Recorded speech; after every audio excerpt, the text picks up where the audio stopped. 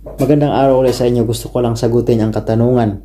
Kasi po may nagtanong po sa akin kung alin daw po ba ang mas magandang applyan o kaya alin ba ang mas magandang magtrabaho, sa parting Middle East ba o dito ba sa New Zealand. Magandang topic po yan. Magandang topic po ito para mabigyan kayo ng kaalaman at idea kung alin ba ang mas magandang magtrabaho, sa Middle East ba o kaya dito sa New Zealand. Una, doon muna tayo sa Middle East. Ako nga pala, 4 na taon po akong nagtatrabaho sa Middle East. Kaya ibahagi ko sa inyo kung paano ako nakapagtrabaho sa Middle East. Una, kung may employer ka na, pipirma ka ng kontrata.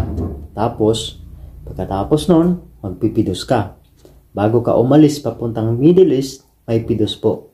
Ang pidos po papuntang Middle East, ipapaliwanag po sa iyo yung kontratang pinirmahan mo. Pagdating mo dun sa trabaho mo, yun lang dapat ang gagawin mo. Kasi po, iniiwasan po nila yon. Kasi kung ma-aksidente po, at lalong-lalo na sa trabahong hindi sa kontrata mo, o kaya wala sa kontrata mo, malaking kasalanan mo po yon. Kaya kung ikaw ay pupunta ng Middle East, magpipidos ka po, at sasabihin sa iyo kung ano ang nakalagay sa kontrata mo, dapat yun lang din po ang gagawin mo pagdating mo doon sa trabaho. Kasi kung ikaw ay maaksidente pagdating doon sa kumpanya mo, ay ikaw pa ang sisisihin o kaya wala kang makukuha o wala kang makukuha ang benepisyo, ikaw pa ang sisisihin sa mga nangyari. Kahit sabihin mong tumulong ka lang doon sa mga kakilala o kaya nagmamagandang loob ka lang doon sa mga trabaho ng kasama mo, kung maaksidente po kayo, ay wala po kayong mapapala at wala po kayong makukuhang benepisyo. Yun po ang binigyang diin kung tayo po ay pupunta ng Middle East. Pagdating natin sa trabaho, lalong-lalo na sa mga maintenance o kaya sa mga kahit anong trabaho, kung anong trabaho mong pinirmahan, yun lang po ang gagawin mo. Yun po ang kagandahan kung tayo po ay magtatrabaho sa Middle East. At saka din po, sa Middle East po, hindi po puwersado ang trabaho. Kumbaga, basta nakikita kang nagtrabaho, pitiks-pitiks lang, ang iba pa nga, patulog-tulog lang ang iba, magtrabaho lang ng ilang oras, patulog-tulog na. Yun po ang kagandahan sa Middle East. Kung sa trabaho natin, kung wala tayong gagawin, easy-easy lang po tayo. Kumbaga, paupo-upo ka lang hanggat wala ka pang gawa doon sa trabahong nakalagay sa kontrata mo. Yun po ang kagandahan sa Middle East. Pagdating naman po dito sa New Zealand, ay iba na po. Hindi na po masusunod yung kontrata mo.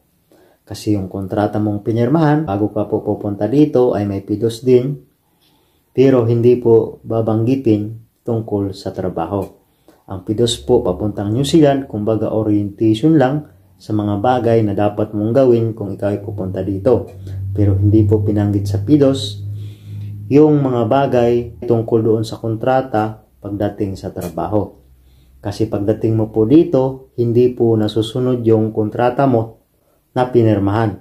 Kung anong kontrata mong pinirmahan, hindi na po masusunod yun. Hindi po katulad sa Middle East. Kasi dito po, alam nyo po ang culture dito, per oras po ang bayaran.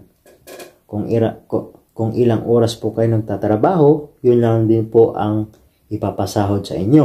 Bigyan ko kayo ng example, katulad sa mga trailer driver o kaya truck driver na na-hired sa Pilipinas at napunta dito sa New Zealand. Kalimitan po, nagmamaniho sila simula opisina papunta doon sa site na trabaho nila. Kung dadalhin mong pag-uugali sa Middle East na kung anong kontrata mo, yun lang din ang trabaho mo, ay hindi po pwede yun. Kasi magmamaniho ka simula opisina hanggang sa site. Kung ilang oras ka lang nagmamaniho, ay hanggang doon lang din po ang babayaran sa iyo. Kaya wala pong ganon. Kaya pagdating mo sa site, kung anong trabaho doon, patutulungin ka. Sasabihin sa inyong boss mo, na tumulong ka dito para yung sahod mo tuloy-tuloy hanggang buong araw. Kasi pag tumanggi po kayo, malamang sa malamang mag-away kayo ng employer mo. At huwag nyo po yung gagawin yon kung sakaling mapunta kayo dito na makipag-away doon sa employer mo. At ibigyan mo ng diin na kung anong kontrata mo, yun ang gagawin mo. Kasi baka mamaya ipauwiin ka nila o kaya i-terminate ka sa trabaho. Kaya huwag nyo pong gagawin yon kung sakaling mapunta kayo dito sa New Zealand. Kasi ang culture po dito, tulong-tulong. Kahit boss po, sila po ang nangunguna sa trabaho. Wala pong boss dito. Lahat kayo na magkakasama sa trabaho, kahit anong mga kontrata nyo, sama-sama kayong magtatrabaho kung anong trabahong dapat nyong gawin. Kaya yun yung pinagkaiba po. Di katulad sa Middle East na paisi-isi lang sa gawa. Paisi-isi lang sa trabaho. Pero pagdating sa sahod naman, yung sahod mo dyan halos doblehin pagdating dito sa New Zealand. Kaya pagdating dito ng mga lalong-lalo na yung mga galing sa Pinas, kahit anong trabaho gagawin mo. Kasi yun po ang naranasan namin dito. Kahit anong trabaho dyan, wala kang pili. Basta trabahuin mo para mabayaran ng buo ang isang araw mo. Kasi pag sinabi mo na wala sa kontrata ko yung trabaho na yan, malamang sa malamang mag-away kayo ng employer mo. At ang ipapayo ko, wag mong dalhin yung galing sa Middle East na kung anong kontrata mo, yun ang gagawin mo kasi mag-aaway kayo ng employer mo at malamang sa malamang iti-terminate ka o kaya pauwiin ka nila. Kasi dito po sa New Zealand, tulong-tulong po lahat. Wala pong nagsisiraan. Kahit boss man, kahit yung pinaka-boss na, tutulong yun sa trabaho kung ano man ang trabaho nyo. Kalimitan pa, ang mga boss pa, yun ang nangunguna doon sa trabaho para ipakita sa mga tao nila na gagawin niya kahit ano kasi yun ang culture nila. Kaya kung ikaw galing sa Middle East, baka manibago ka. Ang maipapayo ko lang sa'yo, kung sakaling mapunta ka dito, huwag mo nang dalhin yung ugaling Middle East pagdating dito. Kasi baka mag-away lang kayo ng employer mo at baka pauwiin ka. Kaya ang mapapayo ko lang sa'yo, sana yung mga pag-uugaling dyan sa Middle East, iwanan natin dyan. Huwag nyo nang dalhin dito kung gusto nyo mag-apply dito sa New Zealand. O kaya man kung ayaw mo sa ganong sitwasyon na kahit anong trabaho ipapagawa sa'yo, dyan ka na lang sa Middle East. Kasi kahit ako, nanibago ako pagdating dito. Parang ang tagal kong nakapag-adjust sa sarili ko kasi di ko tanggap yon na wala sa kontrata ko pinapagawa sa akin pero wala akong magawa. Sabi nga nila kung ayaw kong gumawa, pwede naman din.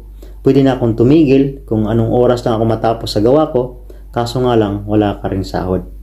Yun lang ang pinagkaiba. Kaya kung ikaw ay mapunta rito, wala ka ring magawa kundi sumunod sa kanila at tumulong sa kanila kasi dito po tulong-tulong sa trabaho. Wala na pong palakasan, wala na pong nagsisiraan.